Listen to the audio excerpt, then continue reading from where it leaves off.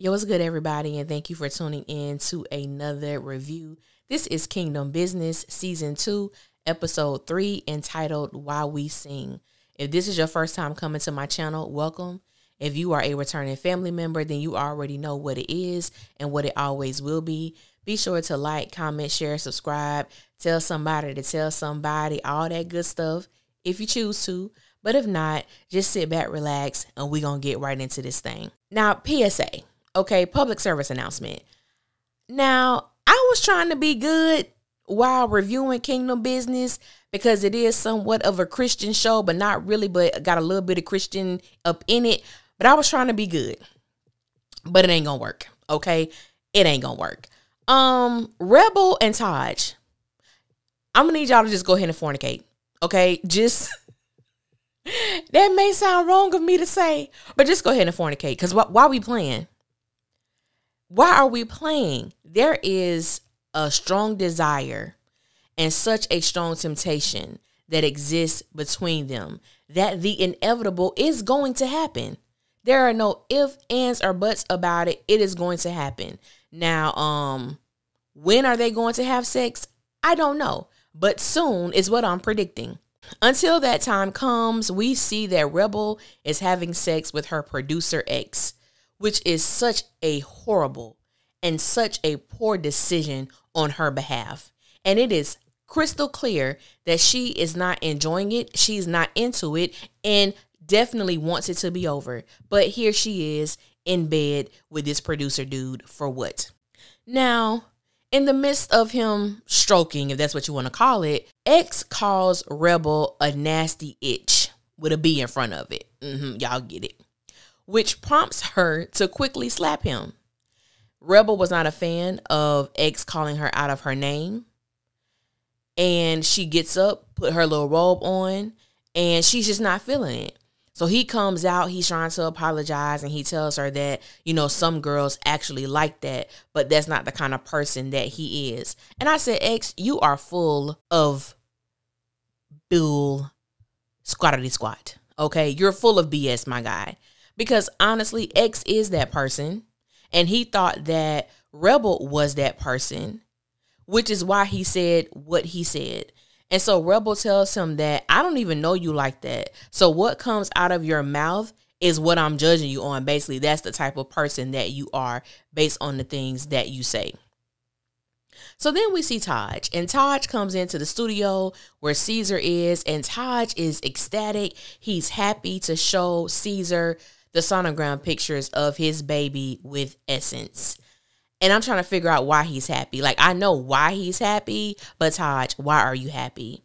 Having a baby by Essence, we can't do nothing about that, okay?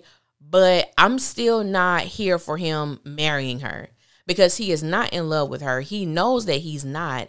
And I think it was in episode 2 where he was telling his sister that, you know, he hopes that those feelings come. And I'm thinking, so why are you trying to marry her? And I know within church culture is this thing about doing the right thing. And I'm like, what makes marrying someone that you're not in love with the right thing? And I know sometimes it's packaged as this is the will of God for your life. Well, you've already created a child. You might as well marry her. Don't nobody want to live like that. At least I don't. I don't want to marry someone because I end up pregnant. I want to marry someone because we're choosing to spend our forever with each other. And we believe that there is a bigger plan and purpose for our union, not just to procreate, not just to have a life of lavish and fun, but also for ministry as well, whatever that ministry that God has called us to. So I'm looking at Taj like, I really like you, bro, but I'm not feeling you marrying this girl, even though I understand why marrying her is the right thing according to the principles that you live by, but whatever. And so Caesar, you know, he kind of reflects to say, you know, that he wish he had children and he, you know, he thinks that he would have been a good dad. And I'm like, quiet as kept, boo. You got a son lurking around here, but we ain't ready for that to come out yet. But you are a daddy, Caesar. You are a father. You just don't know. And I feel so bad for Caesar because I really believe that Caesar is a good guy. And he unfortunately just got the short end of the stick on a lot of the happenings in his life. It's just horrible. So then we get this scene with Taj, Caesar, and Rebel, And Caesar is telling them that, he does this thing where they go and they minister to the inmates in prison every year. And Rebel wasn't feeling that. Rebel was not feeling that at all. She feels like she's above it. What was for me, why I got to do this. And also it's uncomfortable for her, which is good, because sometimes uncomfortability produces growth in our mental state, in our spiritual life. Sometimes we need to get uncomfortable in order for our puzzle piece to fit right in the bigger scheme of things. So not only is she going through a season of uncomfortability, so is Taj. So guys, like, God is using Caesar to stretch and pull Rebel and Taj to where they rightfully need to be. So we all know that Taj plays the piano, so he's normally always in the background. And so Caesar was like, oh yeah, you gonna sing too. And Taj was like, nah, you what? I'm in the background, but the background is where I'm comfortable at. And he like, yeah, whatever. You gonna get up on that mic and sing.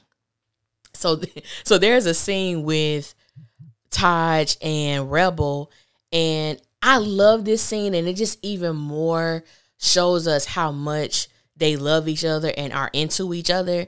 And basically, before Rebel leaves, Taj tells her that, that he's scared, that he's nervous about this, about singing.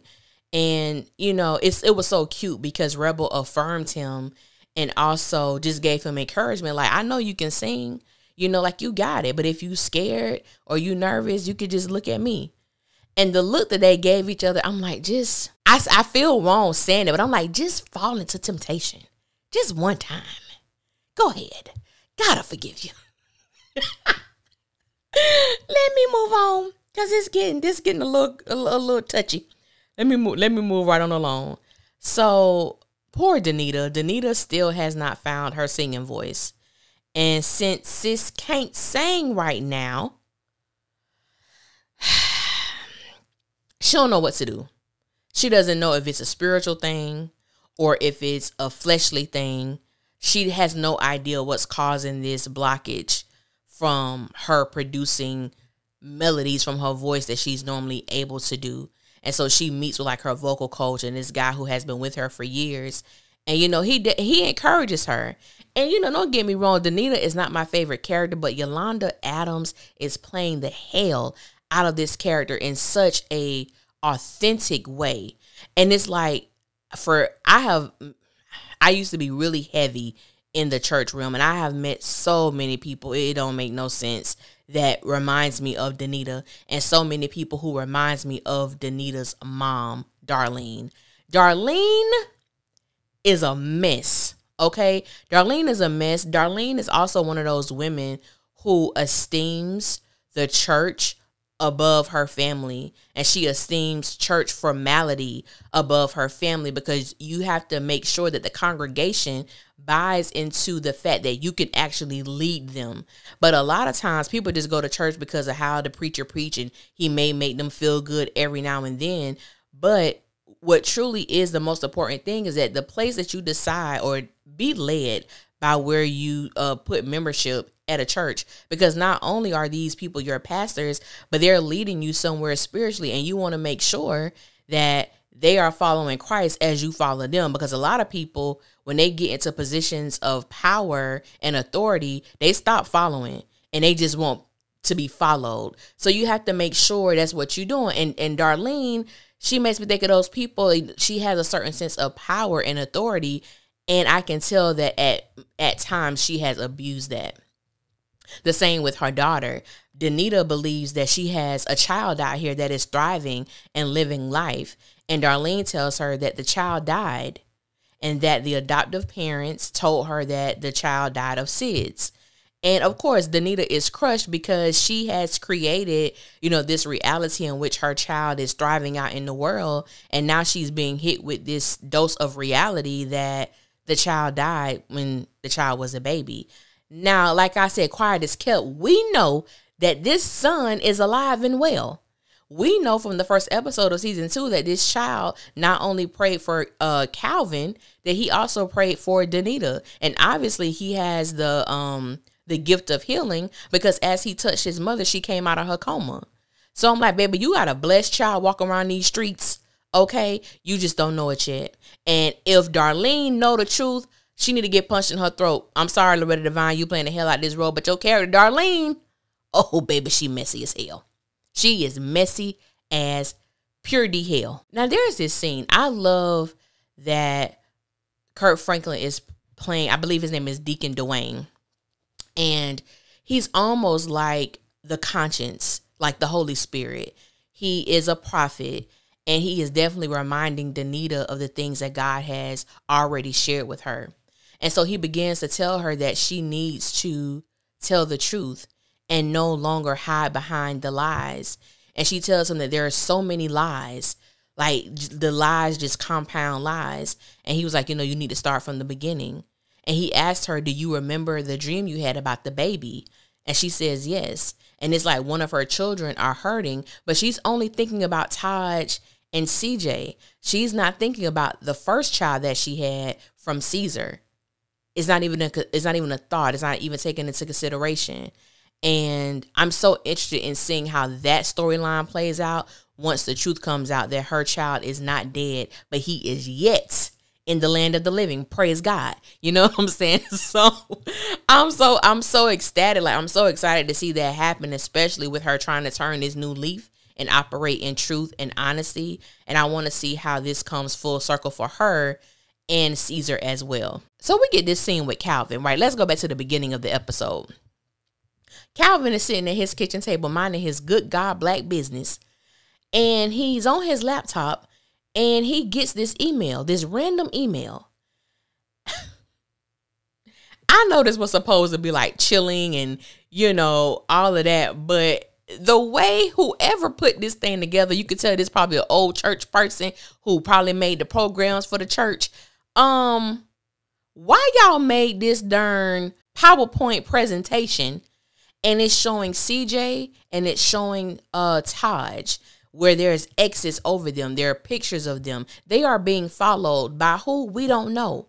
But they're being followed and basically saying that their lives are in danger. So, of course, Calvin is not in a great place. He's already not in a great place spiritually, emotionally, okay, and mentally.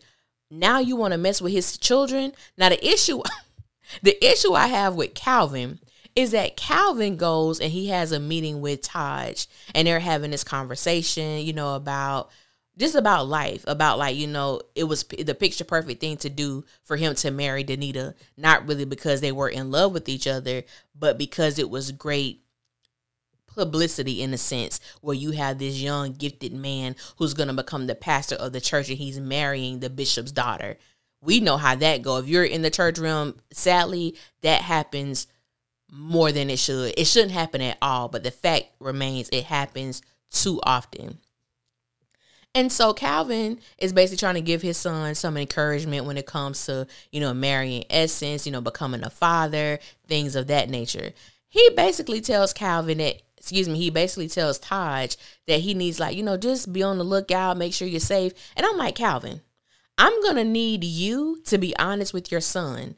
Tell him that he is being followed. You do need him to take proper precaution when it comes to security for himself as well as his pregnant fiance. And Calvin is not being honest. He takes off his shades. He has a black eye. Of course, Taj was like, Dad, what happened? Oh, since I don't have the church anymore, I'm trying to be this street pastor, which is a lie. He got hit when he tried to break up that sex party. That's where that came from.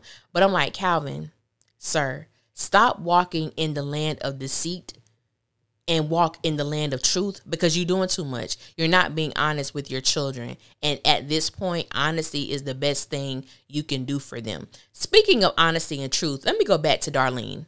Darlene is having a conversation with Danita, and she tells her that sometimes the truth needs to remain in the dark.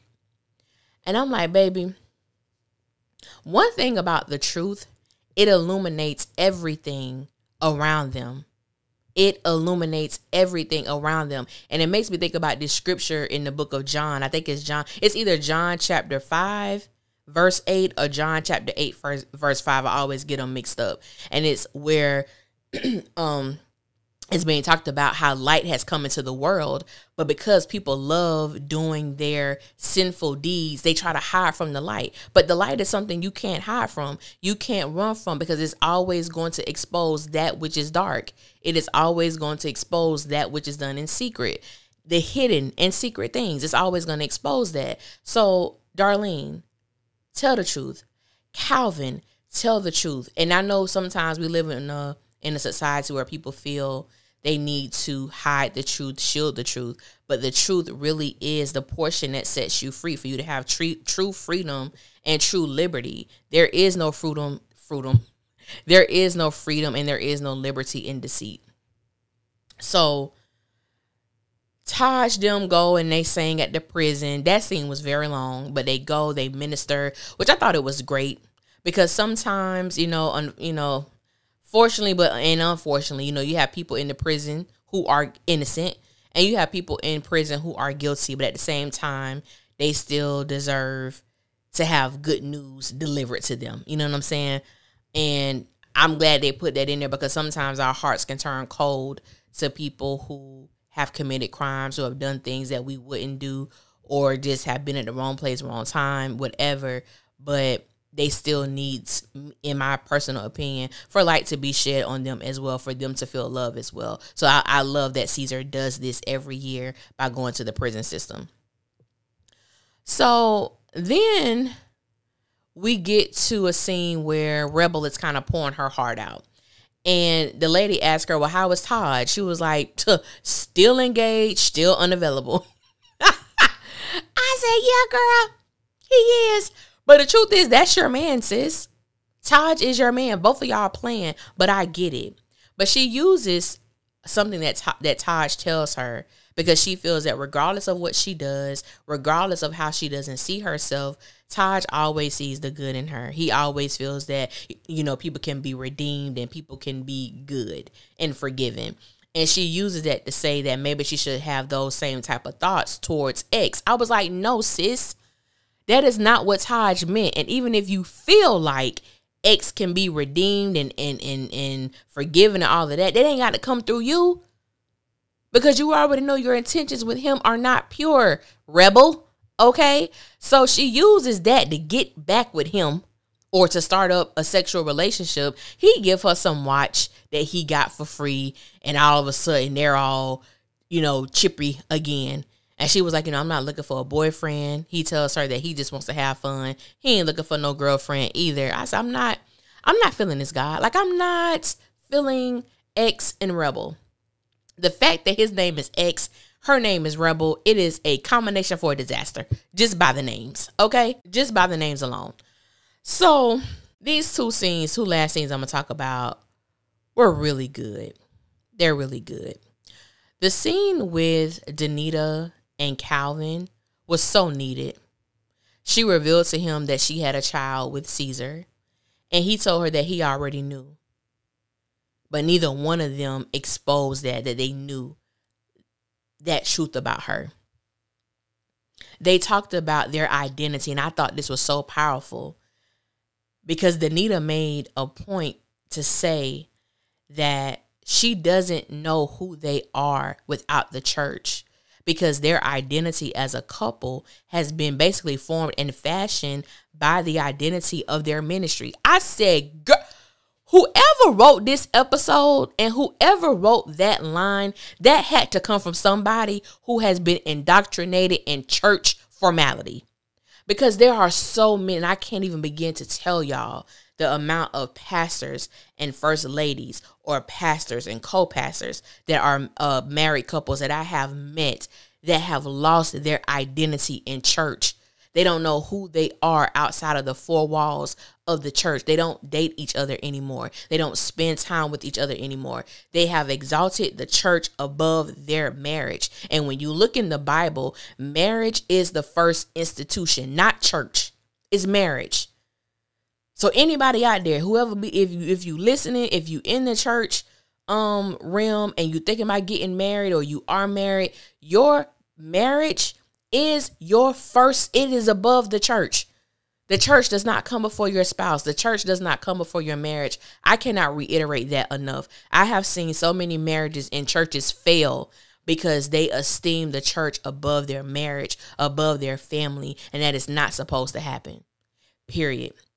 So I thought that conversation was so powerful and so needed. And I really do hope that the people who are watching this show that are part of the church realm really take that into consideration, because it was so vital. And I'm so glad that whoever wrote this episode put that in there.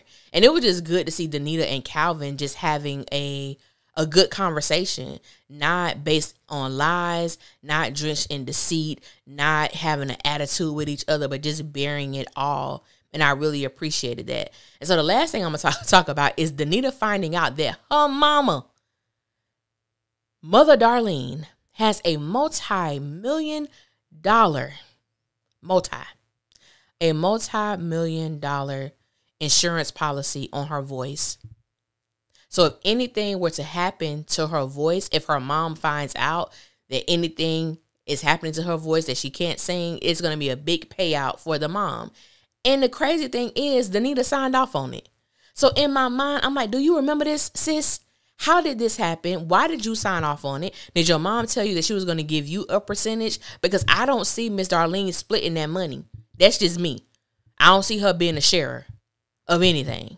I see her being a sharer if she thinks she can get over on somebody. She'll share that. Oh, I have an interview coming up. She'll share that. You know what I'm saying? But to share money, I don't see that happening. That's why she's so gung-ho on finding out why Danita is not recording. I said, baby, with a mama like this, who needs Satan? I'm just keeping it a buck. Who needs Satan? But I'm going to leave it at that. This was a really, really great episode. Really great episode. I so love this show because it is well written. The actors are executing it the way they are supposed to execute it. Oh, I got to talk about Calvin. Pastor Calvin trying to beat up the lieutenant with this damn bat. He's trying to find answers. He's trying to break skulls to find out who is trying to mess with his kids. I said, baby, he shocked the hell out of me. He came out like a thief in the night with that baseball bat. But he did what he had to do. You don't never. A man who tried to end it all for himself, he has nothing to lose. So taking you out, police officer, he would do that in the blink of an eye. But Calvin let him know he meant business and that his children was going to be protected one way or not. And I believe if Calvin had to, definitely he would lay down his life for his children in a split second. And lo and behold, it just might come to that. And on that note, I'm going to be out. I want to thank you guys for listening. Until next time, I will holler at y'all later, and y'all be safe out there. One.